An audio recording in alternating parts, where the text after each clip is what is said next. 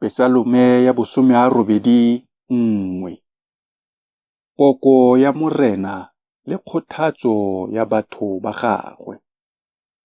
Pesalome ya ga Asafe e kwaletsweng mo Pedisi, e opelwang ka moopelo wa ba gatang segatelo.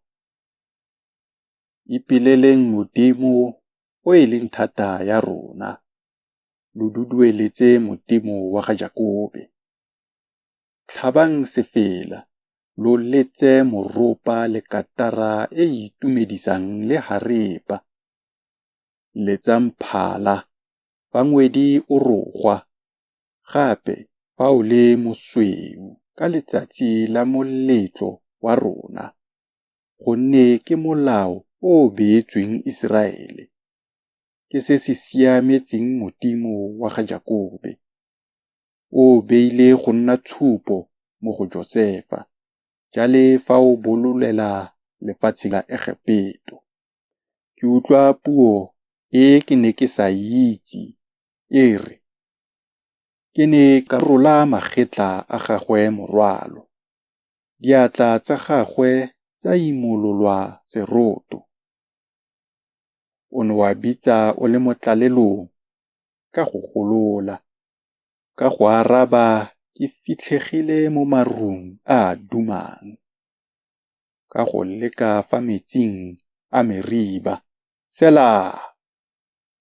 Reetsa morafe wa me, ke tla go kaela, wena Iseraele, ekete o ka bo o nkutlwa.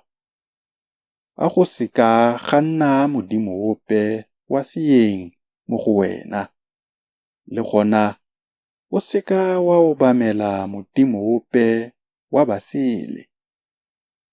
Ke nna morena, Modimo wa gago, o go ntshitseng kwa lefatsheng la Egepeto. A tlhamisa legano la gago gore ke letlatse, mme batho ba me ba ne ba sa reetse lentswe la me. Iseraele o ne a sa utlwane le nna.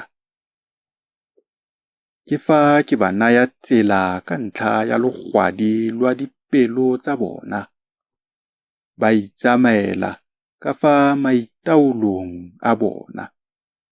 Ekete batho ba me ba ka bo ba nkutlwa, ekete Iseraele o ka bo a sepela mo ditseleng tsa me. Ke ne ke tla kofa ke kokobetsa baba ba bona, ke tsholeletsa baganetsi ba bona letsogo. Ba ba tlhoileng morena ba ne ba tla mo tlakisa, mme sebaka sa bona ba Iseraele e ne e tla nna se sa khutleng.